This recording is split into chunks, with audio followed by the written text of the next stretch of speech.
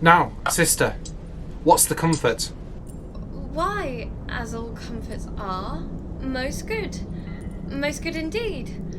Lord Angelo, having affairs to heaven, intends you for his swift ambassador, where you shall be an everlasting lieger. Therefore your best appointment make with speed.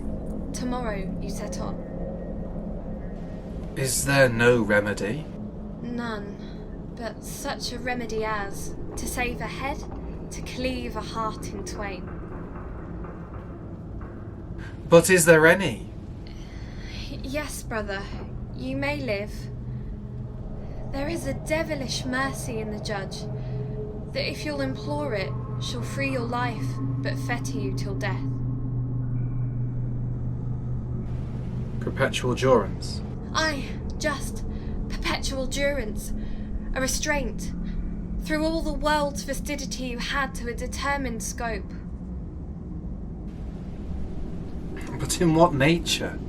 In one such as, you consenting to it, would bark your honour from that trunk you bear and leave you naked. But let me know the point. Oh, I do fear thee, Claudio, and I quake, lest our feverous lives should entertain, and 6 or 7 winters more respect than a perpetual honour. Darest thou die? The sense of death is most in apprehension. The poor beetle that we tread upon in corporal sufferance finds a pang as great as when a giant dies. Why give you me this shame? Think you I can a resolution fetch from flowery tenderness? If I must die, I will encounter darkness as a bride, and hug it in mine arms. There spake my brother. There my father's grave did utter forth a voice. Yes, thou must die. Thou art too noble to conserve a life in base appliances.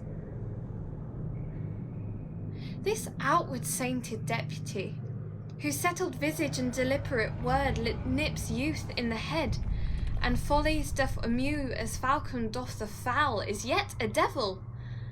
His filth within being cast, he would appear a pond as deep as hell. The Prinzi Angelo. Oh, 'tis a cunning livery of hell, the damnedest body to invest and cover in princely guards. Dost thou think, Claudio, if I were to yield him my virginity, thou mightest be freed? Oh heavens, it cannot be! Yes, he would give it thee from this rank offence so to offend him still. This night's the time that I should do what I abhor to name, or else thou diest tomorrow. Thou shalt not do it! Oh, were it but my life, I'd throw it down for your deliverance as frankly as a pin. Thank you, Isabel. Be ready, Claudio, for your death tomorrow.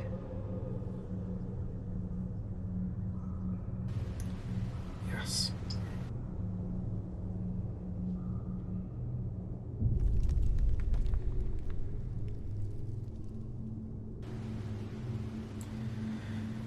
Has he affections in him that thus would make him bite the law by the nose when he would force it? Sure it is no sin, or of the deadly 7 it is the least. Which is the least?